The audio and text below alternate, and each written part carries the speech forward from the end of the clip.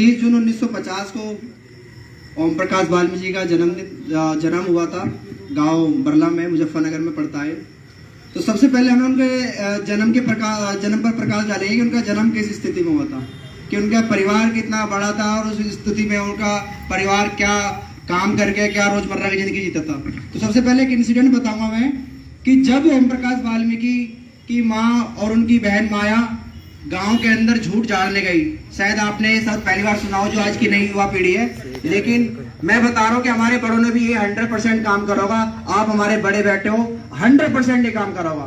तो झूठ का सबसे मतलब क्या होता है कि जब कोई विशेष जाति के लोग के यहाँ प्रोग्राम होता था तो हमारे समाज के लोग पहले मजा के सफाई करते थे।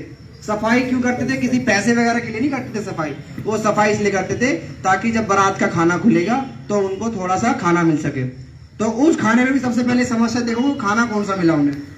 तो बेचारी डरी हुई और दुखती हुई सी उनकी मम्मी ओम प्रकाश वाल्मीकि की माता जी टेंट के बाहर बैठे थे अपने ओम प्रकाश वाल्मीकि को लेकर और माया को लेकर, जो उसकी बहन थी। तो उन्होंने क्या देखा कि अंदर से बड़ी ही अच्छी अच्छी मिठाइयों के पकवानों की खुशबू आ रही है। तो बेचारा बच्चों ने ऐसी खुशबू कभी नहीं सूंघी थी, ना ऐसा खाना खाया था। तो उनके मन बड़ा लालचित हुआ और उसको खाने के लिए वो बड़ा वहां विभोर हो रहे थे। तो उनकी मां ने कहा कि बेटा अभी रुको, जब सब खा लेंगे तो हम भी खाने का मौका देंगे। जब पूरी बारात जा चुकी थी तो उसकी मां ने कहा कि चौधरी साहब अब तो पूरी बारात जा चुकी, मेरे बच्चे भी भूखे हैं। मैं सुबह सफाई करके गई थी, तो कृपया करके आप थोड़ा सा खाना दे दीजिए, मेरे बच्चे सुबह से भूखे हैं। तो उस जाति विशेष के लोगों ने सबसे पहले यह कहा कि जैसे कि आज हम वेल सोशल डेवलपमेंट लोग हैं। आज जो हमारे घर में त्योहार होते हैं, कोई बड़े बड़े फेस्टिवल होते हैं, हमारे घर में शादी ब्याह होते हैं, तो आज हम जो बचा हुआ खाना जो बाहर फेंक देते हैं, जो कुत्ते और सुअर खाने लायक होता है। तो उसके मालिक ने, जो वहां का जिसकी लड़की की शादी थी, तो उसने कहा कि तेरी इतनी औकात है, ऐसे जाति का बोला है, चूड़ी तेरी इतनी औकात है कि तू ये खाना खाएगी अंदर घुस के, कि जो ये खाना पड़ा है ये खाना ले और चलती बन। तो ये जो ध्वंस है, ये प्रताड़ना है, इसको मेरे समाज के लोगों को समझना चाहिए कि हमारे समाज ने कितने बड़े ऐसे बुरे दिन देखे हैं जिससे आज हम थोड़ा सा सोशल डेवलप हुआ, जो आज हम अच्छे कपड़े पहनने लगे, आज अच्छी बाइकों में घूमने लग गए, अच्छी नौकरी पे करने लगे। तो थोड़ा सा सिर्फ इस वजह से, नहीं तो आज भी हमारे, अगर आप स्थिति देखोगे ना, जाके देखो पूर्वांचल में, जाके देखो अलीगढ़, जाके देखो, आज भी हमारे समाज के लोग यही काम कर रहे हैं। तो मैं कहना चाहता हूं समाज के प्रबुद्ध लोगों को, जो हमें सबसे पहले बताने की कोशिश करते हैं कि कोई जातिवाद नहीं है, क्या आप उन जातिवाद को खत्म कर सकते हो? क्या आप वहां का जातिवाद खत्म कर सकते हो कि आज भी हमारे समाज को झूठ झाड़ने जैसी एक कुप्रथा का सामना करना पड़ रहा है? क्यों? क्योंकि अज्ञानता की वजह से, शिक्षा की वजह से, अवेयरनेस की वजह से। तो मुझे सिर्फ यही बात कि अगर वो बच्चा पढ़ के थोड़ा सा आगे बढ़ जाता तो क्या बिगड़ जाता किसी का। जब वो स्कूल जाता था तो उसको टीचर लोग क्या कहते थे कि तू क्या बनेगा चूड़े, तुझे करनी तो सफाई है। आज जो मेरे भाई जो पढ़ते लिखते नहीं ना, मैं उनको बताना चाहता हूं ये बात कि अगर नहीं पढ़े ना भाई तो सफाई करोगे। वो पढ़ रहा था, किस लिए पढ़ रहा था? वो इंजीनियर बन के लिए पढ़ रहा था। आज जो आज इतने बड़े साहित्य दिए उसने झूठन, वो पढ़ के दिए उसने, अपनी बात को तभी बता पाया। मैं आज तुम इतने भाई बैठे, मेरे ताऊ जी बैठे, इन्होंने समस्या देखी होगी, लेकिन दो बात नहीं बोल सकते समस्या के लिए। क्योंकि किस वजह से? क्योंकि शिक्षा की वजह से। तो मैं अभी भी आपको ये कहता हूं कि शिक्षा बहुत जरूरी है, अपने इतिहास को जानो। तो जब वो बच्चा पढ़ता था उसको ये कहते थे कि तू क्या बनेगा पढ़ के, तो उसे कहा कि आज हमारा सफाई कर्मचारी नहीं आया तो आज स्कूल में झाड़ू तू लगाएगा। जब स्कूल में झाड़ू लगाने का कार्य सौंपा गया तो बगल से उसका बाप निकल जा रहा था स्कूल के सामने से। तो देखा कि मेरा बच्चा, मैं इतने अच्छे स्कूल में पढ़ा रहा हूँ, मेरा बच्चा फिर भी यहाँ झाड़ू मार रहा है। तो जब जा गया अपने उसका बाप अंदर गया तो देखा उसने कि मेरे बेटे से क्यों झाड़ू लगवा रहे हो तुम यहाँ पे। तो उसने कहा कि कौन से कलेक्टर बनाएगा, कितना ही पढ़ा ले, मारेगा तो ये झाड़ू ही, करेगा तो सफाई, खाएगा तो हमारा गंदी। तो ऐसी मानसिकता के लोग जब हमारे बीच में आते हैं, आज वो हमें कहते हैं कि कोई जातिवाद नहीं है, जातिगत भावना खत्म हो चुकी है। अगर जातिवाद की भावना खत्म होती है तो सबसे पहले मुझे एक बताओ कि ऐसा कौन सा व्यक्ति है, ऐसा कौन सा व्यक्ति है जो ऐसे काम करने के लिए मजबूर कर रहा है? आज भी अगर तुमने पीछे वे वीडियो देखी जो मैंने लगा रखी थी, वो ओबीसी है, वो क्या कह रहा है हमारे समाज के लोगों को कि तुम तो चूड़े हो, गू टट्टी हमारे खाने के लिए बने हो। क्या ऐसी मानसिकता? आज मैं ये टाइम कर रहा हूं, आज तुम जॉब कर रहे हो या कुछ काम कर रहे हो, तुम पढ़ सकते हो, डिस्टेंस एजुकेशन का जमाना है, पढ़ सकते हो। तो ओम प्रकाश वाल्मीकि जो इतना दर्द देखा, इतना दर्द देखा, और सबसे पहले घर में जब कोई गांव में विपदा आती थी, जब जंगली सूअरों का उनके खेत खाते थे जंगली सुअर, तो सबसे पहले हमारे समाज के लोग बुलाते थे। मतलब ताकत में गांव में एक दिन भैंसा घुस गया, उनके बैल घुस गया, तब हमारे लोगों को बुलाया उन्होंने। इस किताब में सब कुछ लिखा हुआ, आप देखना इसे। उसके भाई और गांव आज ये कहते हैं ये तो सुअर का मीट खाते हैं।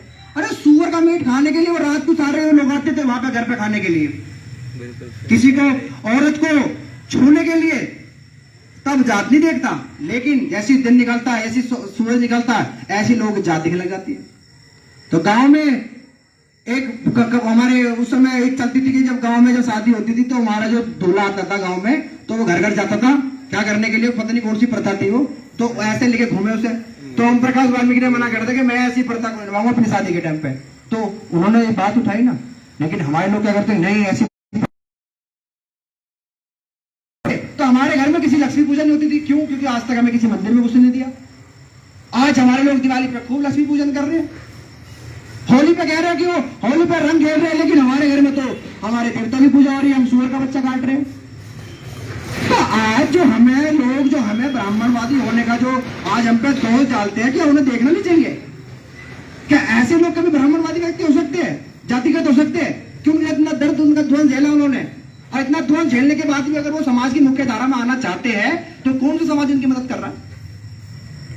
आज मैं दीना भाना का उदाहरण ले रहा हूं, बताओ दीना भाना के उदाहरण को देखते हुए आज जो मान्यवर साहब काशीराम के राजनीतिक गुरु मानते हैं, उन्हें मानते हैं, उनको DS4 का निर्माण संस्थापक बोलते हैं, बामसेव का संस्थापक बोलते हैं। क्या कभी बहन जी ने दीना भाना का सम्मान किया? बताओ, किसी भी आज तक दलित प्रेरणा स्थल में कहीं दीना भाना जी की तस्वीर मूर्ति देखी आपने? तो ये कुंठित मानसिकता के जो लोग हैं, जो आज हमें खाई में बांटने का काम कर रहे हैं। आज हम सबको एक होना है, हम सबको जातिगत भावना भूल के सबसे पहले ये डिसाइड कर लो कि we the people of India having solemnly resolve to constitute India into socialist, secular, democratic and secure to all its citizen. तो सबसे पहले हम भारतीय हैं, भारतीय के बाद हम कुछ और है। तो हम सबको सबसे पहले आज ये बात करते कि आरक्षण खत्म होना चाहिए। आरक्षण तब खत्म होगा जब सवर्ण जाति के लोग जाति खत्म करने के विरोध, जाति का विरोध करेंगे। आरक्षण तब खत्म होगा जब श्रवण समाज के लोग जातिवाद के विरुद्ध सभाएं करेंगे, जातिवाद के विरुद्ध बड़े बड़े प्रोग्राम करेंगे। हम खड़े होकर फिर आरक्षण का विरोध करेंगे। हम खड़े होकर आरक्षण का विरोध करेंगे। तब जो कहते ना आरक्षण से बन रहे हो, अरे हम ठीक है, चलो तुम हमें अलग समझ लो आरक्षण की वजह से, तो सबसे पहले जानो तो आरक्षण जरूरी क्यों है। अब किसी का अगर मेरे हाथ मेरा टूट गया, क्या मैं इस हाथ को काट दूं अपने? मैं इसे मरहम तो लगाऊंगा? अरे जिस लोगों को तुमने 5000 साल से पढ़ने नहीं दिया, अगर आज वो रिजर्वेशन उन बच्चों को कुछ पढ़ने के लिए आगे बढ़ा भी रहा है, तो आज तुमको बड़ी प्रॉब्लम हो रही है। जो आरक्षण है वो अफर्मेटिव एक्शन है। अगर मेरे इस हाथ में चोट लगी है तो मैं इसको खाड़ूंगा नहीं, मैं इस पर मरहम लगाऊंगा ताकि मेरा हाथ दोबारा ठीक हो सके, ताकि इस हाथ का वो बराबरी कर सके। अब वो बराबरी कभी तो करेगा तो उसका हाथ ठीक होगा। अब एक हाथ मेरा ऐसा है, एक हाथ को मैं खूब चला रहा हूं, वो तो चला पड़ा, क्योंकि इसको तो खराब ही नहीं हुआ। ये तो 5000 साल से एकदम मजबूत है, शिक्षा के मामले में भी, ताकत के मामले में, बाहुबल के मामले में भी। अरे ये हाथ, इस हाथ में तो चोट लगी हुई है, उस चोट को ठीक करके तभी तो मैं आपके मुकाबले पा पाऊंगा ना भाई, वो मुकाबला तभी तो मैं कर पाऊंगा ना आपसे। तो वो जो आरक्षण है वो अफर्मेटिव एक्शन है, वो एक। और आरक्षण की बात संविधान में नहीं है, आप ये भी बात भूल जाओ। संविधान में सिर्फ इक्वल अपॉर्चुनिटी की बात है। आर्टिकल जो 40 कह रहा है वो इक्वल अपॉर्चुनिटी की बात कर रहा है। आरक्षण शब्द पर संविधान में नहीं है, वो कह रहे हैं कि इक्वल अपॉर्चुनिटी दे रहे हैं हम उनको।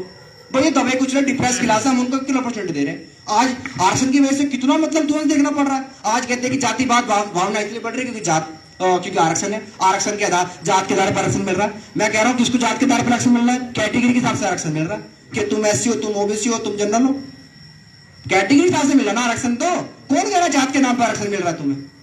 बताओ किसी एक पार्टिकुलर जात को बताओ आरक्षण कहाँ मिल रहा है? ये कैटेगरी के हिसाब से मिल रहा है ना आरक्षण। तो और आरक्षण तो शब्द है ही नहीं, वो तो एक इंसान, एक व्यक्ति को दूसरे व्यक्ति के बराबर पहुंचाने का एक तरीका, ठीक है ना। तो सबसे पहले मैं इस बात को बताना चाहूंगा कि आज मैं अपने समाज के लोगों के पास गया तो मैंने बताया कि मैं ओम प्रकाश वाल्मीकि का बर्थडे सेलिब्रेट कर रहे हैं हम लोग, कृपा करके आए।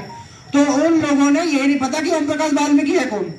तो ये कितनी बड़ा दुर्भाग्य है हमारे समाज का कि उन्हें ये नहीं पता कि इतना बड़ा साहित्यकार, इतना बड़ा लेखक, इतना बड़ा जातिवाद से पीड़ित होकर भी इतनी बड़ी शिक्षा ग्रहण करी इस व्यक्ति ने और आज अपना नाम कमाया और नाम कमा के समाज में नाम रोशन करा इसने।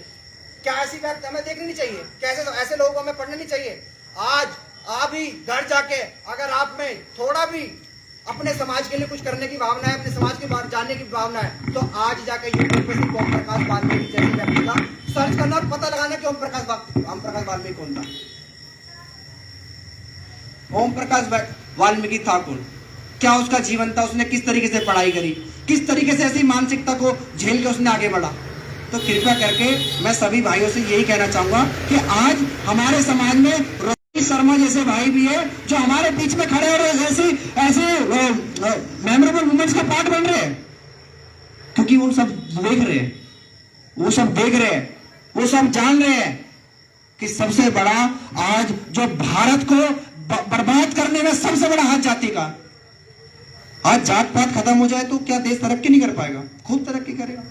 लेकिन हमें क्या, हमें जात पात में घुसना है, हमें रीति रिवाज में घुसना है, हमें क्षेत्रवाद में घुसना है, हमें भाई भतीजावाद में घुसना है। तो सबसे पहले ये मानसिकता खत्म करो, ये भाई भतीजावाद, गांव गंवाई, सबसे पहले मानसिकता खत्म करो। समाज को सबसे पहले आगे ले जाने का कार्य करो, चाहे तुम किसी भी स्तर में लाओ। मैं ये नहीं कहता कि तुम पढ़ाई करो, अरे तुम अगर पढ़ाई नहीं कर पा रहे तो तुम गंदा काम समाज में जो जाके तुम नाले निकाल रहे हो किसी की, तुम सीवर में घुस रहे हो कि घुस रहे हो? तुम कोई तुम्हारे साथ जबरदस्ती कर रहा है क्या? आज हमारे समाज के लोगों को अभी देख रहे हो तुम, सुबह सारे वही चौक पे खड़े मिले, कहां जाएंगे? नाले पे जाएंगे जी। कितने रुपए मिल रहे हैं? 300 रुपए मिल रहे, 400 रुपए मिल रहे हैं। क्यों? 8 घंटे काम नहीं करना चाहते। अगर कोई बिजनेस करेंगे, अपना कोई फल बेच लेंगे, कोई छोले बेच लेंगे, तो उसमें 8 घंटे काम करना पड़ेगा उसे। लेकिन नाला निकालना 2 घंटे, 2 घंटे में नाला निकाल के साहब को दारू पीनी है, शराब पीनी है, तो वो 2 घंटे में फ्री होना चाहते हैं, क्योंकि उनके जो काम है सारा गंदा काम कर लेंगे, लेकिन सबसे पहले 2 घंटे फ्री होना है। शाम के टाइम ताश भी तो खेलने हैं, अरे शाम के टाइम जाके शराब भी तो पीनी है। तो सबसे पहले तो अरे सबसे यही है। तो मैं झूठ बोल रहा हूं तो बताओ, ऐसे बहुत सारे भाई होंगे यहाँ पे। अरे भाई तुम कुछ भी काम कर लो, लेकिन ये गंदा काम ही करना तुम्हें, बताओ? ये गलत काम मत, गंदा काम मत करो। जिस गंदे काम से तुम्हारी जाति की पहचान हो रही है, आज तुम बड़े ऑफिसर बनो, जब बताओ अपनी जाति में कौन जाति को, तुम्हारा सम्मान करेंगे लोग, सम्मान करेंगे। और जब तुम बताओगे कि मैं सफाई कर रहा हूँ, झाड़ू मार रहा हूँ या किसी का नाला निकाल रहा हूँ, तो कौन सम्मान करेगा तुम्हारा? कौन सम्मान करेगा? तुम्हारे वो खून में आ चुकी है वो सब चीजें। तो सबसे पहले उन खून में से वो खत्म करो कि पढ़ लो कि साला मैं चाहे रिक्शा चला लूंगा, ई रिक्शा चला लूंगा, चाहे मैं साला मजदूरी कर लूंगा, पर सबसे पहले सफाई का काम नहीं करूंगा। जब कोरोना था तो हमारे लोग को जब सफाई कोरोना था इस समय ना, तो कोरोना सैनिक बताया मैं, लेकिन जैसे ही कोरोना खत्म हुआ तो हमारे लोग क्या फिर वही आदमी। बताओ कोरोना का टाइम पे सबसे ज्यादा काम किसका था? भाई डॉक्टर अपने अस्पताल में बैठ के इलाज कर रहे थे, लेकिन सफाई कर्मचारी रोड पे होकर अपने घर में सफाई कर रहा था, क्या उसको खतरा नहीं था? सब कोरोना किट पहन रहे थे। बताओ कौन सा सफाई कर्मचारी किट पहनना था? तो ये सरकार की, ये लोगों की, कुछ भी काम कर लो, लेकिन ये सारा गंदा काम मत करो। नाले में मत घुसो, किसी कहने पे नाले में तुम घुस रहे हो, लेकिन बर्बाद तुम पूरा अपना जीवन कर रहे हो, अपना पूरा खानदान का नाम गंदा कर रहे हो, अपने मान सम्मान का नाम गंदा कर रहे हो तुम। अरे तुम्हारे बड़ों ने तो करा, तुम तो कुछ अच्छा कर सकते हो, चलो उनके पास तो अपॉर्चुनिटी नहीं थी, लेकिन तुम्हारे पास तो अपॉर्चुनिटी। आज इतने सारे बिजनेस है, तुम कुछ भी ठेला लगा लो, लेकिन ये काम मत करो। बताओ कौन सा मुसलमान, बताओ तुम्हारा नाल निकालता मिल जाएगा? साला वो कुछ भी काम करेगा, चाहे सड़क पे खड़ा होकर फल बेच लेगा, चाहे पंचर कर लेगा, चाहे वो कुछ भी काम कर लेगा, लेकिन वो नाली में नहीं घुसेगा। उसे पता है कि साला अगर घुसूंगा तो मैं भी एक पार्टिकुलर कास्ट के नाम से जाना चाहूंगा। काले हैं यहाँ पे, काले सैलून है, इतना बढ़िया काम सीखा उसने। बताओ, क्या वो जातिगत काम है? ये जो मानसिकता हमारे आते कि जात के आधार पर काम होगा, क्या उसने नाई का काम सीखा गलत करा? आज वो पढ़ाई भी कर रहा है लेकिन नाई का काम भी कर रहा बढ़िया है, काम है, पढ़ाई भी कर रहा है वो। और अपना काम सीखा उसने, अपने हाथ का दस्तकार बनो, ये काम तो बिल्कुल।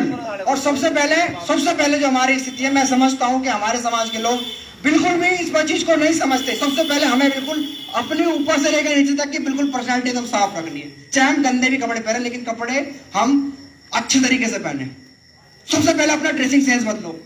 जो अलग ही दिखते हो ना रंग बिरंगे कपड़े पहन के, ये समाज की सबसे बड़ी गंदी मानसिकता है। अलग ही दिख जाते हो कि हाँ ये समाज का, पार्टिकुलर समाज का। तो सबसे पहले अपना ही ड्रेसिंग सेंस बदलो, ड्रेसिंग सेंस बदलो, ताकि तुमको लोग देख के कहे कि हाँ ये कोई पढ़ा लिखा एजुकेटेड आदमी है। और कुछ भी काम करो, चलो नहीं पढ़ पाए, तुम्हारे साथ सिचुएशन थी, नहीं पढ़ पाए, तुम्हारी पारिवारिक स्थिति सही नहीं थी, आर्थिक स्थिति तुम्हारी खराब थी, लेकिन आज तुम अपने आप को स्टेबल करने के लिए 10-15 हज़ार की नौकरी करके तुम अपने आप को स्टेबल कर सकते हो। ये जरूरी थोड़ी ना है कि सब पढ़ लिख के आगे बढ़ेंगे, पढ़ लिख के मतलब मान सम्मान कमाएंगे। अनपढ़ व्यक्ति भी कर सकता है भाई, लेकिन उसके अंदर मानसिकता तो होनी चाहिए ना। ऐसी मानसिकता तो अपने अंदर डेवलप करो। ये तो रोज का है, हर साल बनाएंगे हम, लेकिन सबसे पहले देखो कि इनकी मानने की जरूरत क्यों पड़ रही है। आज ये 2 किताब है, ये 2 खंड है इनके जुटन के। मैं सभी से निवेदन करूंगा कि इन किताब को पढ़ने का प्रयास करें, इनके बारे में जानने की। इनके सबसे बड़ी जो इन्होंने जो दर्द लिखा, और वो जो दर्द जातिवाद का इन्होंने झेला, और उस दर्द को झेलने के बाद वो कैसे इंजीनियर बने और कैसे अपना समाज में मान सम्मान कमाया, तो ये हमें सबसे पहले जानना होगा। क्योंकि आज भी अगर तुम वही बात लेके बैठे रहोगे कि बस हमारे साथ जातिवाद होता है, तो ये सब चलता रहेगा निरंतर, इसमें तुम रोक नहीं सकते। मैं सच्चाई बता रहा हूँ, अगर तुम इसके 10 पेज ही पढ़ोगे ना, अगर तुम्हारी आंख से आंसू गिरे, 10 पेज पढ़ के तुम्हारे आंख से आंसू, अगर तुम डीपली पढ़ोगे से, तो सच्चाई बता रहा हूँ तुम्हारी आंख से आंसू जाएंगे। और जब तुम पढ़ोगे तुम्हें दर्द पता लगेगा कि हमारे समाज ने कितना दर्द झेला, हमारे बड़ों ने, जो आज हम यहाँ पे दिल्ली एनसीआर जैसे इलाकों में रह रहे हैं और अपने मान सम्मान की जो बात हक से कर भी पा रहे हैं। तो ये ऐसे ग्रंथ हो, ऐसे जो जुटन जैसी किताब लिखी, अपने दर्द बताने का काम कर रही है। तो मैं सभी लोगों से हाथ जोड़ के यही प्रार्थना करना चाहता हूँ कि ओम प्रकाश वाल्मीकि को जरूर पढ़े, इनके बारे में जाने, लोगों को बताए कि हमारे समाज के लोगों ने, हमारे बड़ों ने कितनी कुप्रथाएं झेली है, और कुप्रथाएं झेल के हमारा समाज कितना विध्वंसकारी बन गया। आज नाली के काम में जा रहा है, सीवर में घुस रहा है, क्या उसे पता नहीं सीवर में कौन सी गलती निकलती है। मैं रोज देखता हूँ कि सीवर में घुसने से सफाई कर्मचारी की मौत हो गई, सीवर में घुसने सफाई कर्मचारी की मौत हो गई। तो ये कोई जबरदस्ती थोड़ी ना कर रहा है उनके साथ, वो सिर्फ किस लिए कर रहे हैं कि 2 घंटे में फ्री हो जाऊंगा, 1 घंटे में फ्री हो जाऊंगा, फिर तो अपने घर जाके अपना शाम को करूंगा।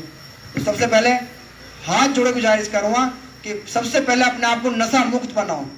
अगर नशा मुक्त बनोगे तभी तुम्हारे अंदर दिमाग की जो तुम्हारी तार्किक बुद्धि है वो काम करना चालू करेगी। तुम्हें समझ आएगी, तो तुम्हारी समझ आएगी तुम्हारे माइंड में कि मैं क्या गलत कर रहा हूँ, क्या सही करना चाहिए मुझे। तो सबसे पहले ये चीज जान लेनी चाहिए तुम्हें। तो ओम प्रकाश वाल्मीकि जैसे लोग रोज रोज पैदा नहीं होते, और भी ऐसे बहुत लोग हैं हमारे समाज में जो आज भी निरंतर काम कर रहे हैं, लेकिन ऐसे लोगों को पढ़ो कि इन्होंने दर्द झेल के भी इतना आगे बढ़े। मैं हाथ जोड़ के प्रार्थना करता हूं आपसे। इसमें सिर्फ ये मत सोचो कि ये सचिन बोल रहा है, या ये आशीष बोल रहा है, पंकज बोल रहा है, या हरिंद्र भाई बोल रहे, सुंदर बोल रहे हैं। अरे अपने मन से जानो ना भाई कि तुम्हारे मन में ये हम क्यों कर रहे हैं गलत काम, इससे हमें क्या मिल रहा है, क्या मान सम्मान मिल रहा है। भाई मैं खुद चाहता हूँ कि मैं इस स्थिति से आगे निकलूं।